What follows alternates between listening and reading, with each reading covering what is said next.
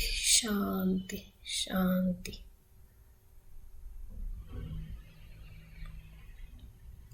कौशल्ययुक्त शिक्षण हे महत्त्वाचे आहे, पण ते पुरेसे नाही.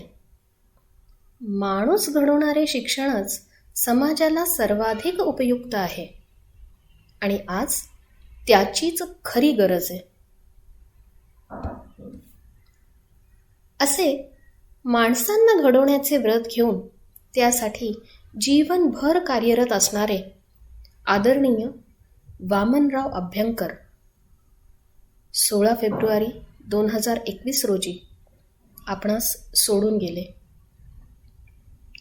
शिक्षण क्षेत्रातील या ऋषितल्य व्यक्तिमत्वास प्रियम भारतमकडून ही श्रद्धांजली.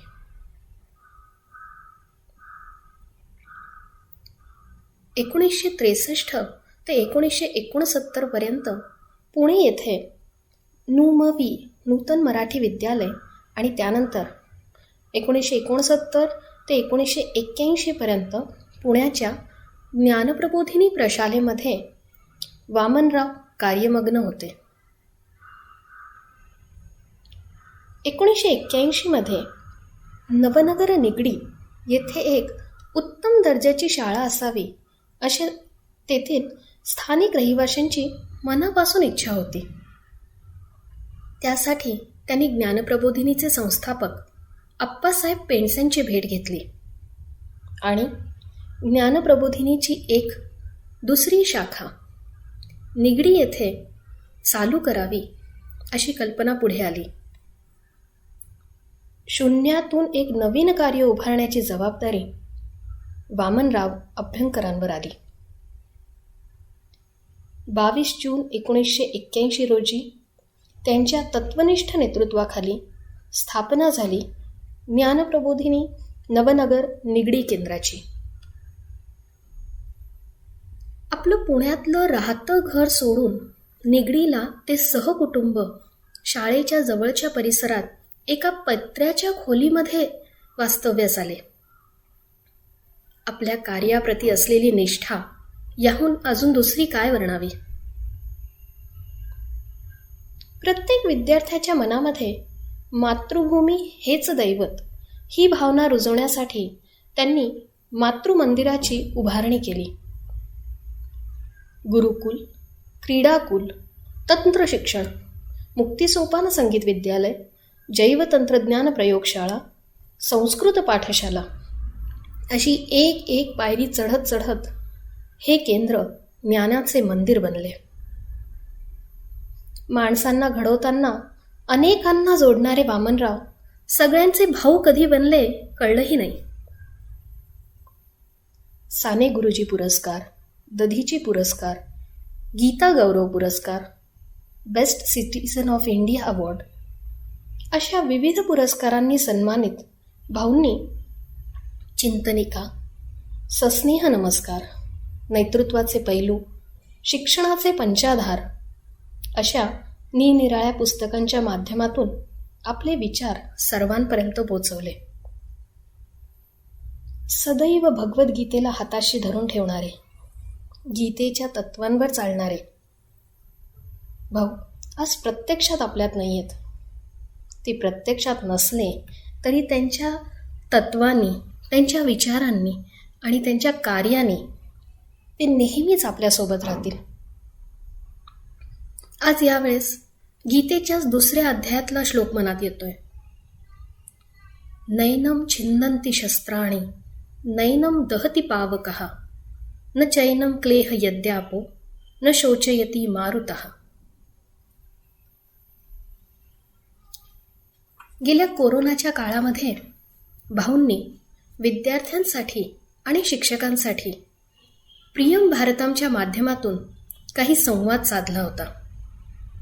आज त्यांना श्रद्धांजली म्हणून, मानवंदना म्हणून आम्ही आपणासमोर त्यांचा हा अमूल्य ठेवा, त्यांच्या संवादाचा हा व्हिडिओ आपल्यासाठी सादर करत आहोत. धन्यवाद. वसुदेवसुतं देवं कंसचाणूरमर्दनं देवकी परमानन्दं कृष्णं वन्दे जगद्गुरुं मूकं करोति वाचालं पङ्गुं लङ्घयति गिरिं यत्कृपातमहं वन्दे परमानन्दमाधवम्। ओम श्री भगवते नमः। प्राचार्य गीताताई ऋषी यांनी सुचवल्याप्रमाणे अध्यापक, विद्यार्थी, शिक्षणप्रेमी बंधू भगिनींच्यासाठी काही संवाद साधावा म्हणून मी माझे काही विचार मांडत आहे। खरं तर समोर श्रोतृवर्ग नसताना त्यांच्याशी केवळ वक्त्याने बोलण्याचा हा मी प्रथमच अनुभव घेतो। मूकसंवाद नेहमीच असला तरी डोळे, चेहरा, देहबोली यामधून संवाद साधतच असतो आणि परस्परांशी बोलता बोलताच आपले विचार इतरांच्यापर्यंत पोचवणं आणि त्यांचा प्रतिसाद घेणं असं काहीही व्यवस्था नसताना हा एक नवा अनुभव मी घेऊन पाहत आहे। 1953 ते 1961 या काळातील विद्यार्थी जीवन ज्यांच्या समृद्ध मार्गदर्शनाखाली घडले त्या सर्व गुरुजनांना मनोमन वंदन करून मी प्रारंभ करतो। त्यामध्ये अनेक प्रकारचे अध्यापक होते। संस्कृतचे एक अध्यापक, गणिताचे एक अध्यापक आणि इंग्रजी शिकवणारे एक अध्यापक, या तिघांचं मला विशेष स्मरण आहे।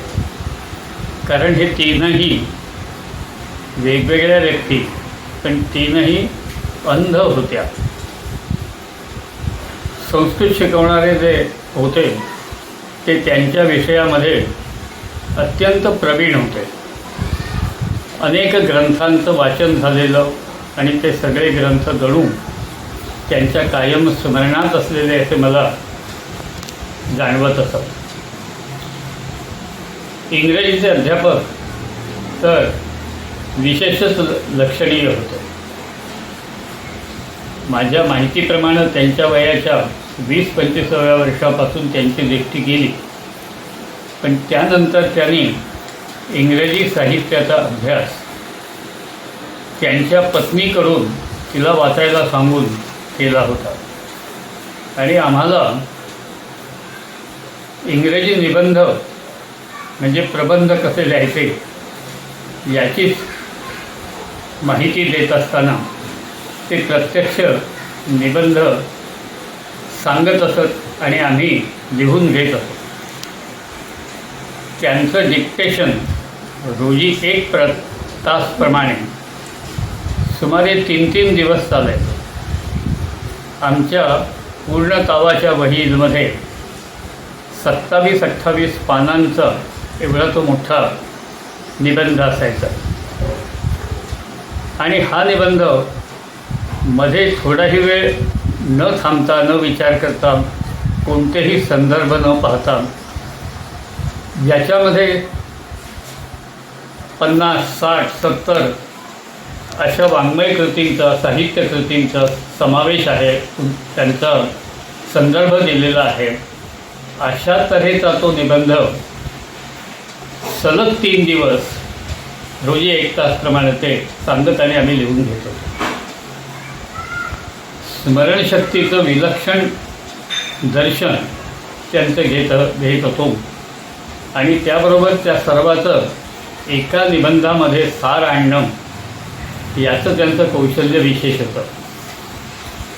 गणिताचे अध्यापकही आम्हाला म्हणायचे की तुम्ही पुस्तक वाचा, तुम्हाला जे अडेल ते मला सांगा, पण एखादं उदाहरण वाचलं की समजलं नसेल तर पुन्हा वाचा पुन्हा वाचा, तर 2-2 तीनदा वाचून घ्यायचे आणि मग सांगायचे की आता पुस्तक बाजूला ठेवा आणि आता तुला त्याच्यात ज्या ज्या गोष्टी दिल्या आहेत आणि ज्या गोष्टी शोधायच्या आहेत ते जरा शोधून काढा. आणि असं हे केल्यानंतर आता जे दिलेलं आहे त्याच्या आधारानं जे शोधायचं आहे तिथपर्यंत कसं जायचं हे खरं म्हणजे मी तुम्हाला शिकवायला नको, तुम्हीच ते शोधायचं आहे. जरा प्रयत्न करा. मला या तिन्ही अध्यापकांचं मुख्यतः स्मरण होतं ते यासाठी की या तिघांनीही खरं म्हणजे अभ्यास कसा असला पाहिजे याचं एक मूर्तिमंत उदाहरण आमच्या समोर ठेवलं होतं. विद्यार्थ्यांनी कशा पद्धतीनं अभ्यास करावा आणि तो केल्यावर तो पचनी पडतो याचं मूर्तिमंत दर्शन या तिघांच्या मार्गदर्शनातून घडत असेल. त्याच्याशिवाय 1961 पासून तो 2020 या सुमारे 60 वर्षांच्या काळात ज्यांच्याकडून शिकता आले असे अनेक सहकारी अध्यापक बंधुभगिनी आणि अनेक विद्यार्थी यांच्या स्नेहानं भरलेल्या स्नेहसमृद्ध सहवासात भूत वर्तमान भविष्य यांचे अनुभवाचे दालन अनेकदा प्रेरक झाले आहे. अनेक विद्यार्थी आपण शिकवत असलेला भाग त्यांच्यापर्यंत किती पोचला आणि किती पोचला नाही याचं जे प्रत्यंतर अनुभव देत असत, त्यातून विद्यार्थ्यांना शिकवण्यासाठी काय लागतं हे मी शिकत गेलो. एका विद्यार्थ्यानं आपल्या 8वी इयत्तेतल्या एका विद्यार्थ्यानं आपल्या 7वीतल्या अध्यापकांच्या विषयी सांगितलं. आमच्या अमुक अध्यापकांनी मराठी शिकवल्यानंतर आम्हाला शुद्धलेखनाविषयी कोणी आव्हानच देऊ शकणार नाही. त्यांनी शिकवलेला मुलगा चुकीचं लिहील ही गोष्टच शक्य नाही. खरं म्हणाल तर त्याचं हे एकच वाक्य होतं, परंतु आपलं अध्यापन कसं असलं पाहिजे याचं त्याच्या तोंडून आलेलं जी समजूत होती, जे कळत होतं ते विलक्षण वेगळं होतं. आमचे एक सहकारी अध्यापक होते, शुद्धलेखनामध्ये अत्यंत वाकबगार आणि कुठेही चूक थोडीशी होणार नाही. कोणताही शब्द वापरत असताना तो समजल्याशिवाय वापरायचा नाही हे त्यांच्याशी चर्चा करताना अनेकदा आपल्या लक्षात येत असे. आमचे एक महाविद्यालयातील प्राध्यापक धूम्रपान करत शिकवायचे. खरं म्हणजे त्यांच्यापुरतीच ही परवानगी प्राचार्यानं दिली होती. त्याच्याशिवाय कोणाही अध्यापकांना धूम्रपान करीत शिकवण्याची अनुमती नव्हती. परंतु त्यांचं धूम्रपान हे त्यांच्या शिकवण्याच्या गुणवत्तेच्या तुलनेत इतकी नगण्य गोष्ट होती की विद्यार्थ्यांनाही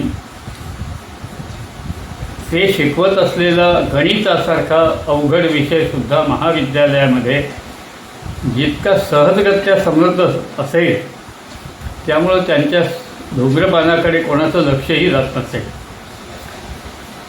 खरं म्हणाल तर हा कशाचा परिणाम आहे? मुख्य एक गोष्ट मला जाणवली, ते आमचे संस्कृतचे अध्यापक मधून सांगायचे. ते मला पहाटे शिकायला बोलवायचे. 3:30 वाजता मला वेळ असेल पहाटेची तर मी त्यांच्याकडे जायचो आणि त्याप्रमाणे मी जात असतो. ते नेहमी म्हणायचे की पाण्याला मला कोणी पिणारं आहे की नाही याची तहान लागायला लागते. हे त्यांचं वाक्य मी साधारणपणे 62-63 साली ऐकलं असेल. परंतु विद्यार्थ्याला शिकण्याची तहान लागली नाही तर तो अध्यापकाचा दोष असला पाहिजे, हे जे त्यांच्या सांगण्यातलं मर्म होतं, हे मर्म त्यांच्या सहज बोलण्यातून कळलं. पाण्याला तहान लागायची की मला कोणी पिणारा भेटेल की नाही. अध्यापकाला वाटलं पाहिजे की माझा विषय शिकणारा विद्यार्थी माझ्याकडे कसा येईल आणि तो कसं शिकेल याची तहान लागणं म्हणजे काय हे त्यांच्या संपर्कातून प्रत्यक्ष कळत होतं. दुसऱ्या बाजूला असेही काही विद्यार्थी असत की ते शाळेची वेळ संपली की मला म्हणायचे, आज रात्री आपण जर आलात तर आपण गणिताचा अमुक एक भाग संपूर्णपणे शिकून पूर्ण करू. आणि आम्ही रात्री 9:30-10ला अभ्यासाला सुरुवात करायची. पहाटे 3:30-4 वाजेपर्यंत विद्यार्थ्यांना प्रत्यक्ष शिकवणं नाही, पण त्यांनी केलेलं काम बघत बघत शिकवायचं. असं चालत असे. आणि असे 20-25 विद्यार्थी जेव्हा पहाटे 3:30पर्यंत 4पर्यंत तेव्हा 5पर्यंत गणितासारखा विषय समजून घ्यायला येत असत, त्यावेळी कोण कोणाला शिकवतो हे खरं म्हणाल तर समजणंच अवघड होतं. अगदी लहानपणची गोष्ट आहे. कोकणामध्ये घरासमोरील बागेतील फुले देवपूजेसाठी वेचून आणायची आणि त्यासाठी वडिलांच्या मागोमाग सुमारे 4-4.5 वर्षात असताना फिरत असताना त्यांनी शिकवलेले श्लोक स्तोत्रे त्यांच्या मागोमाग म्हणता म्हणता पाठांतर म्हणजे काही कष्टाची गोष्ट आहे असं कधी जाणवलंच नाही. सायंकाळी दिवे लावून देवाला नमस्कार करून आकडे व्यवहारात समजल्यापूर्वीच तोंडात आणि डोक्यात कसे घट्ट बसत असत, कसे स्थिरावत असत हे कधी लक्षातही आलं नाही. पावकी, नेमके, पाऊणकी, सवाईकी, दीडकी, अडीचकी हे शब्दही कदाचित आजच्या तरुणांच्या कानावर असण्याची शक्यता कमी आहे. पण शब्दांचे अर्थ डोक्यात शिरण्यापूर्वीच त्या आकडेमोडीनं स्मरणाचा ठाव घेतला होता. आणि त्यामुळं आजच्या संगणकाचे आठवणीचे काम आपले डोकेच करू शकते याचा अनुभव नकळत घेता आला. आताच्या पिढीच्या हातात असलेली साधने 1960 पूर्वीच्या काळात कल्पनेतही नव्हती. पण ही खरोखर आमच्यावर विज्ञानानं केलेली कृपाच होती की तोपर्यंत त्याने आपले पाय लोकांच्या डोक्यावर बसवले नव्हते. शिक्षणाची पूर्वतयारी समाजात विशिष्ट वर्गापुरती मर्यादित होती असेही म्हणता येत नाही. ज्यांना स्वाक्षरीही करता येत नाही असे अनेक सुतार, लोहार, कुंभार, गवंडे यांची कौशल्य आणि गणिती अंदाज इतके अचूक असत की यांना हे कोणी आणि केव्हा कसं शिकवलं याच्याविषयी इतक्या वर्षानंतरसुद्धा आश्चर्य वाटावं अशी स्थिती आहे. थोडक्यात शिक्षकांनी विद्यार्थ्यांना शिकवताना काय लक्षात घ्यावं असं जर लक्षात मी आता पाठीमागे वळून पाहिलं आणि लक्षात घेतलं तर असं लक्षात येतं की विद्यार्थ्याला शिक्षणामध्ये अधिकाधिक स्वतंत्र करीत जाणं हे महत्त्वाचं आहे. शिक्षणात साधनं किती आहेत याची विशेष आवश्यकता नाही किंवा समजून घेण्याची गरजही नाही. 1890च्या काळात अमेरिकेत जाऊन 21व्या वर्षी डॉक्टर झालेल्या पहिल्या भारतीय महिला आनंदी गोपाळ जोशी यांनी वयाच्या 12व्या वर्षानंतर इंग्रजीची मुळाक्षरे शिकण्यास प्रारंभ केला आणि अमेरिकेतील त्या काळचा पेहराव, भारतीय पेहराव त्यांना बदलण्याची गरज केव्हाच भासली नाही. 21व्या वर्षीच्या उत्तम शिक्षण घेऊन डॉक्टरी पूर्ण करू शकल्या. त्यांच्या दुर्दैवानं आणि भारतीयांच्या दुर्दैवानं या सगळ्याचा परिणाम असेल किंवा अन्य काही कारण असेल, परंतु त्यांची प्रकृती बिघडली आणि त्यामुळं त्यांच्या शिक्षणाचा लाभ भारतीयांना फारसा होऊ शकला नाही. सहज आठवले म्हणून सांगतो. अकोल्याचे माझे एक स्नेही श्री चंद्रशेखर गाडगे यांनी अकोल्याला एक हिंदू कॉन्व्हेंट स्कूल म्हणून इंग्रजी माध्यमाची शाळा चालू केली. गाडगीळ हे मोठे करारी व्यक्ती होते.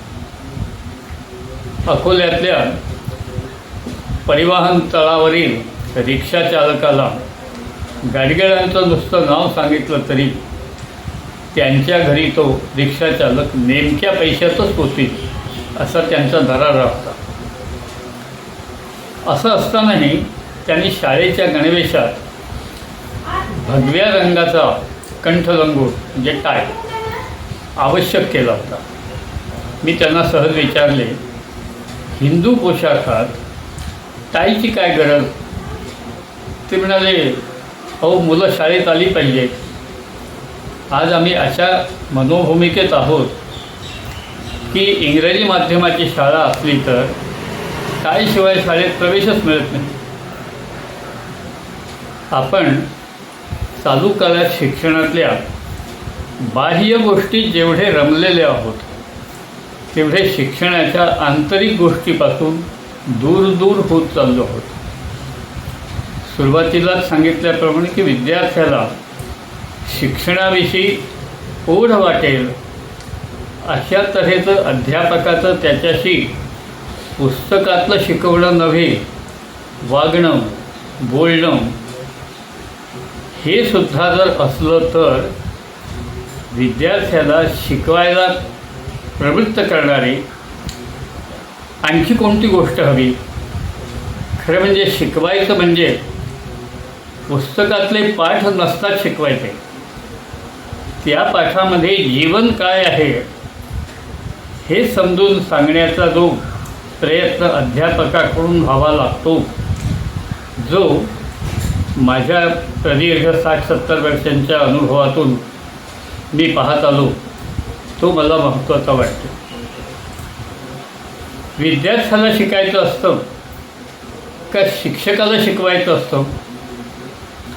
खरं म्हणजे दोघांचीही गरज आहे. परंतु विद्यार्थ्याला भूक लागली पाहिजे. म्हणून माझा एक अनुभव अवश्य आहे की एखाद्याला खायला देणं हे महत्त्वाचं नाही आहे, त्याला भूक लागणं महत्त्वाचं आहे. भूक लागली तर तो त्याला हवं असेल ते मिळवण्याचा आणि खाण्याचा प्रयत्न करतोच. तेव्हा भूक कशी लागेल हे काम शिक्षकाचं आहे. तहान कशी लागेल हे काम शिक्षकाचं आहे. आणि त्यातूनच शिकणाऱ्याचा आणि शिकवणाऱ्यांच्या मनाचा शिक्षणविषयक निश्चय हा वाढत जातो आणि शिकवणाऱ्यांचा निश्चय शिकणाऱ्यामध्ये नकळत पाझरत असतो. शिकणाऱ्यांचा निश्चय हा शिकवणाऱ्यांना पाझा पडतो आणि शिकवणाऱ्यांचा निश्चय हा शिकणाऱ्यांना अत्यंत अधिकाधिक समृद्ध करीत जातो. शिक्षणाची ही जी खूबी आहे, ही जी क्लृप्ती आहे, ही मला सर्वात महत्त्वाची वाटते.